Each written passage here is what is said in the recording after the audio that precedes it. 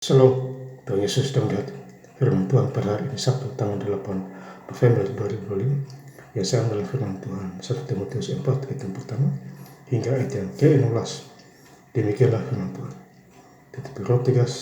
Tetapi roh yang tegas mengatakan bahwa di waktu-waktu kemudian ada orang yang akan murtad lalu mengikuti roh-roh penyesat dan ajaran setan-setan. Ayat ke-16, awasilah dirimu sendiri dan awasilah ajaran, bertekunlah dalam semuanya itu, karena dengan berbuat demikian engkau akan menyelamatkan dirimu dan semua orang yang mendengar engkau. Demikianlah firman Tuhan.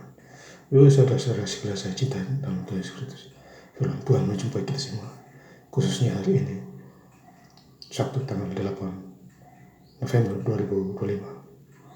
Jadi besok tanggal 9 hari Minggu kita diundang Tuhan untuk gereja. Ya, jangan lupa kehadiran Bapak Ibu saudara di tempat ibadah masing-masing, yaitu besok hari Minggu. Kembali kepada firman Tuhan 1 Timotius 4 ayat yang pertama, tetapi roh yang tegas mengatakan bahwa di waktu-waktu kemudian ada orang yang akan murtad. Jadi ada waktu-waktu ada orang murtad. Ya, dia menyimpang ke kiri dan ke kanan. Ya, akhirnya mati sia-sia. Ya, dia menyangkal Tuhan di dalam diri.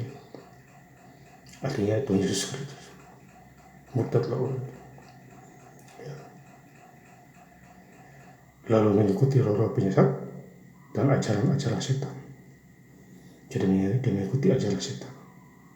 Disesatkan oleh diri. Ya. Itu orang-orang seperti itu tidak layak ya, di kehidupannya pada waktu hidup. Ya, tidak layak hidup lagi itu. Karena menyesatkan banyak orang. Ayat kedua, oleh tipu daya pendusta-pendusta yang hati nuraninya memakai cap mereka. Jadi iblis itu adalah pendusta. Masuk di dalam diri manusia, hanya pendusta. Ya.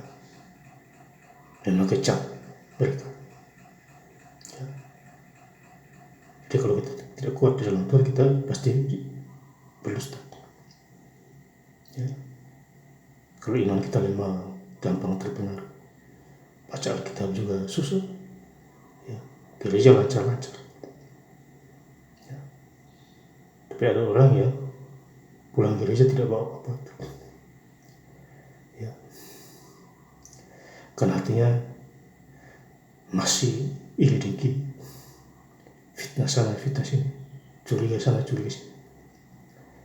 Ya.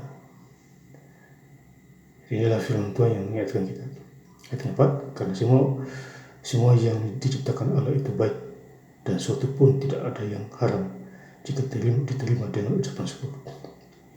Jadi intinya kita harus bersyukur. Tidak ada yang haram kalau kita bersyukur. Ya, nikmati saja hidup ini. Mumpung kita masih sehat. Orang mati tidak bisa bangkit lagi. Mati terus jadi di hutan. Beda dengan Tuhan Yesus. Ya, mati sebentar aja 3 hari. Bangkit pula dari orang mati. Ya, minggu subuh-subuh udah bangkit. Menampakkan dirinya di Israel 40 hari. Kurang lebih itu. Alkitab mencatat 40 hari. Ya, itu dia mengajar murid-muridnya naik ke surga. Dilihat langsung. Ya, mata rohani mereka terbuka. Dan dia akan datang yang kedua kalinya menjemput kita. Kalau kita tidak menyangkal iman kita.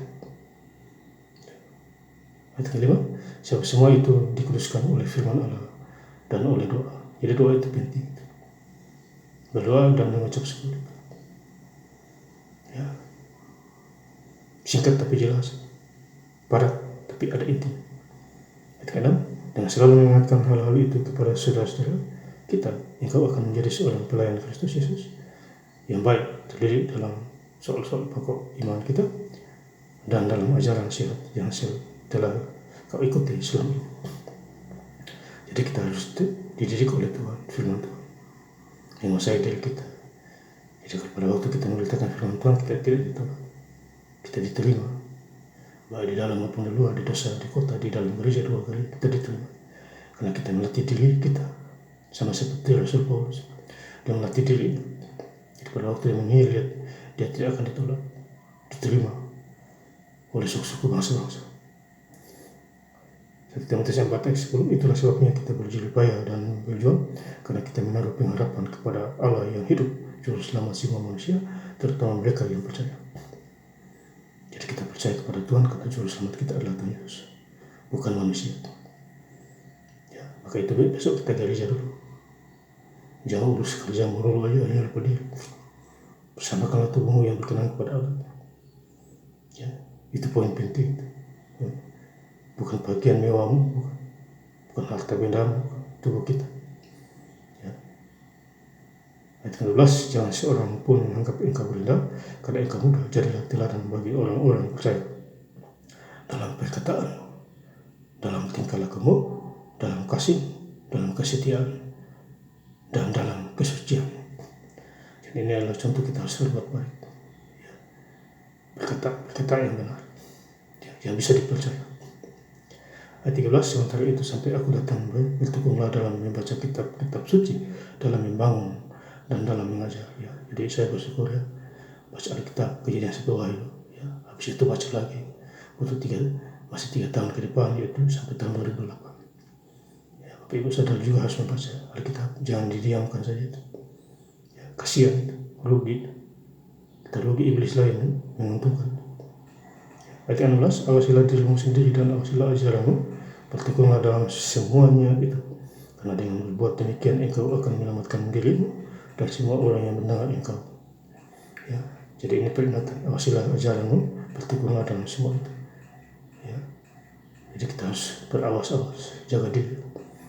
Ya, kita jangan terpengaruh dengan roh-roh yang lain. Ya, kumpulan-kumpulan orang fasik, jauhi mereka semua. Arahkan hati dan pikiran kita kepada Tuhan Yesus Kristus.